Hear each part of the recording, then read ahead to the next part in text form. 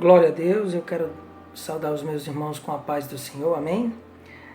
Amados, gostaria nessa ceia de utilizar um texto bíblico para a gente falar de um tema muito apropriado para a ceia do Senhor, que é justamente o Evangelho de João, capítulo 17, versículos 21 ao 23, e aí eu pulo para o verso 26.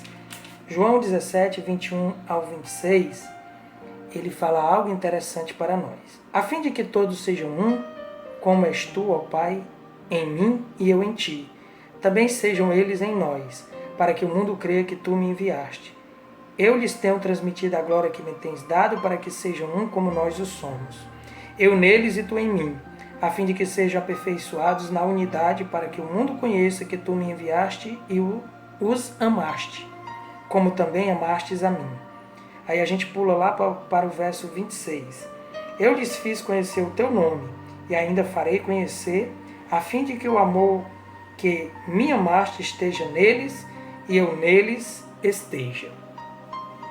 Amados, como falei, o título da minha reflexão é justamente a nossa união com Cristo. Logicamente, o texto de João 17 vai falar da união do Pai com o Filho de Deus e a união que os crentes têm entre si. Eu não vou me deter a isso, mesmo porque não tenho tempo. Eu vou falar apenas da nossa união com Cristo. E a nossa união com Cristo não é algo que nós simplesmente sentimos, como as nossas emoções ou sensações físicas. Não, é muito mais do que isso. Trata-se de uma união espiritual.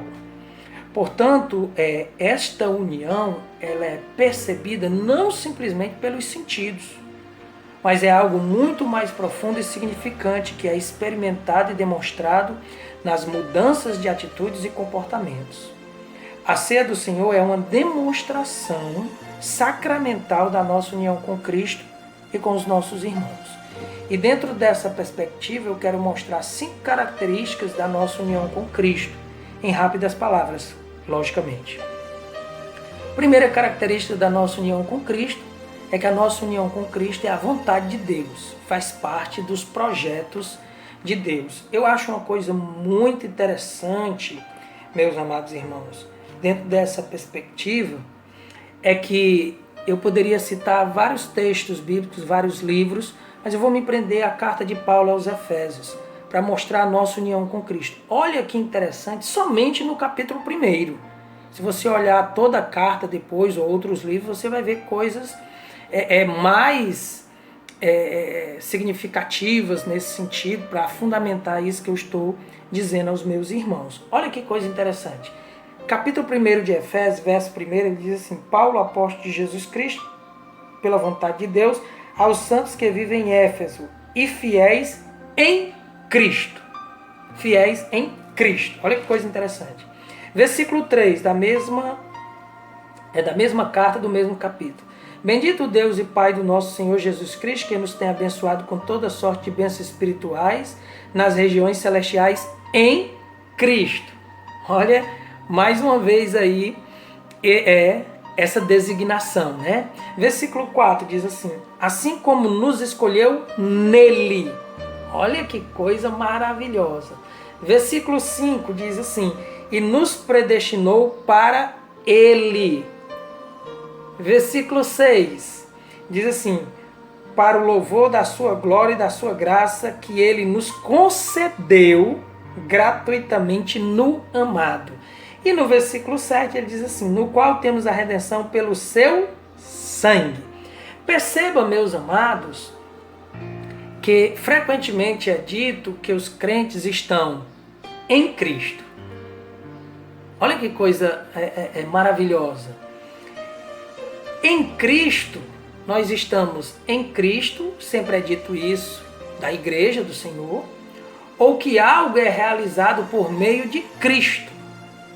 Então, nós percebemos que nos eleitos, na igreja do Senhor, nos remidos, tudo é por Cristo, em Cristo, para Cristo e através de Cristo.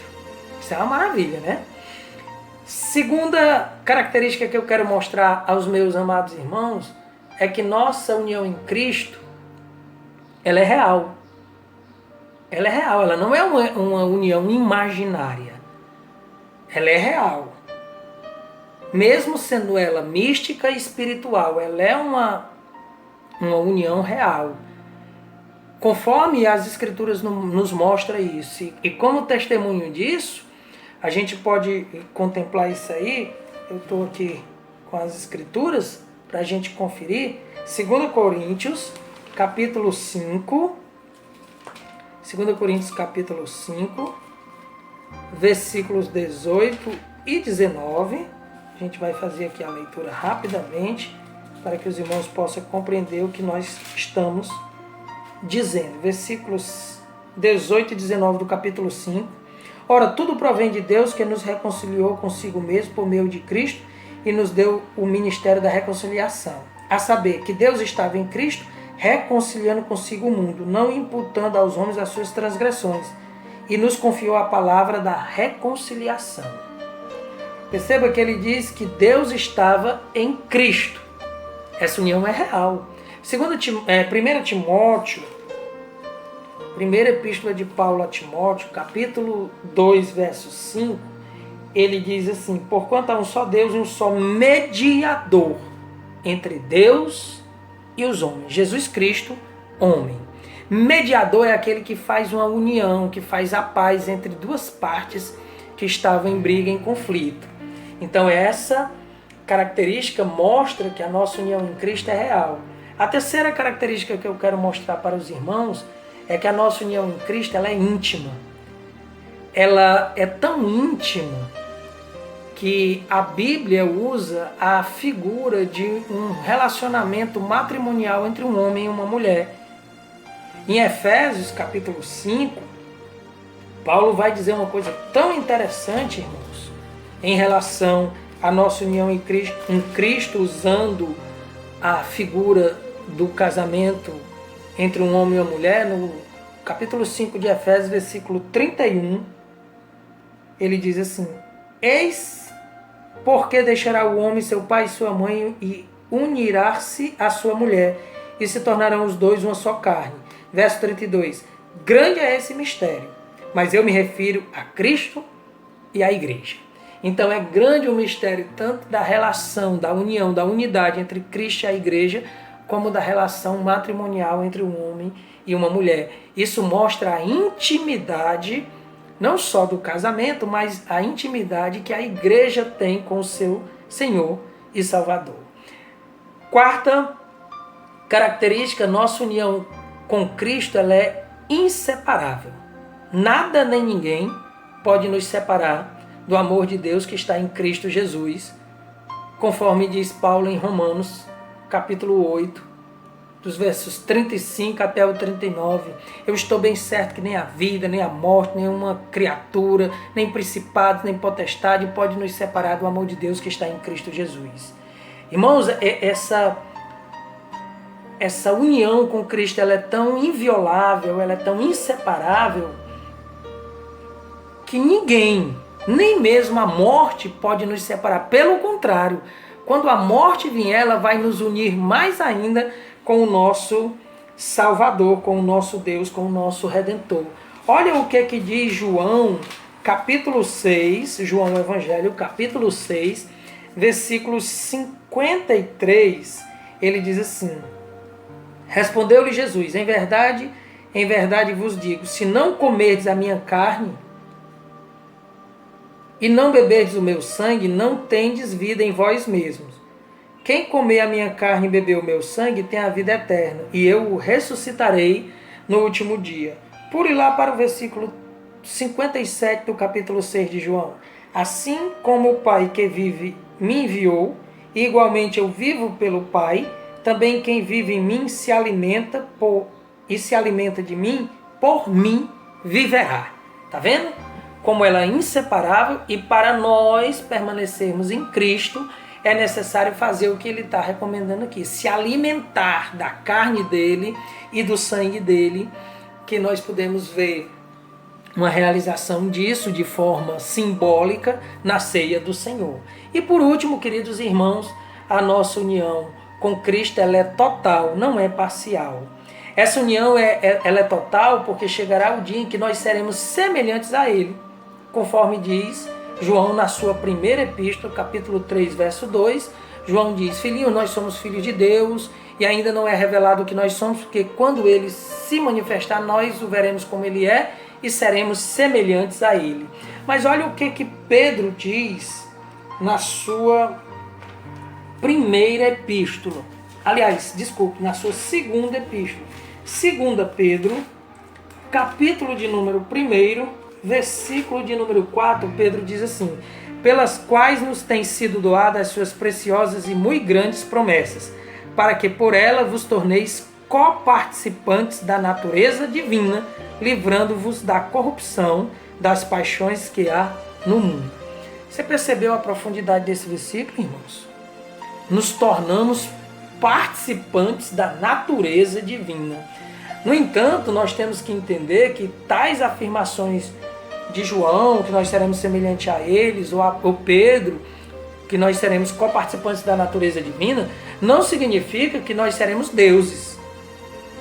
Significa que nós refletiremos a perfeita imagem de Cristo, exceto a sua divindade. Os crentes na eternidade não serão absorvidos pela divindade, não é isso. Nem se tornarão divinos. Mesmo porque, se você e eu olharmos o contexto das passagens em questão, por exemplo, a de Pedro, Pedro quer dizer, com coparticipantes da natureza divina, que nós seremos santos, refletindo o caráter santo de Deus. Pois, conforme explica Calvino, esse texto de Pedro, a palavra natureza aí, coparticipante da natureza divina, a palavra natureza não significa que essência, mas significa qualidade. O que Calvino quer dizer? Que nós não teremos a essência de Deus, mas teremos a qualidade de ser santos como Deus, né? É maravilhoso isso. Ser coparticipante da natureza divina pode ser resumida com uma frase apenas. Eu posso resumir isso com uma frase dizendo assim: ser participante da natureza divina significa nada mais, nada menos que Cristo em mim, Cristo em ti. Certo, meus queridos irmãos? Portanto, eu quero concluir essa reflexão com um dos conceitos teológicos, filosóficos mais profundos, que é o entendimento de Deus ser o autor do ser. Isso é um entendimento filosófico teológico. Deus é o autor do ser. Não poderia existir a parte de um ser supremo nenhum ser, porque não temos o poder de ser em nós mesmos. O poder de ser, se não houvesse um ser com este poder, seria absoluto e cientificamente impossível que alguma coisa existisse. Se não houvesse nenhum ser supremo, não poderia existir nenhum tipo de ser. Se algo existe, tem que haver algo que tem o poder de ser. Do contrário, nada existiria. É simples assim, irmãos. Ou seja, tudo depende de Deus. O apóstolo Paulo, quando ele falou aos filósofos no Areópago em Atenas, em Atos capítulo 17, 23, ele diz que em Deus nós existimos e nos movemos. Ele está dizendo que tudo o que Deus cria é totalmente dependente do poder de Deus. Não somente quanto à origem da existência, mas também quanto à continuidade da existência.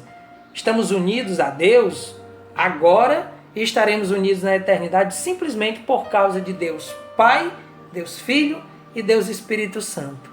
Ele existe em si mesmo e tudo o que existe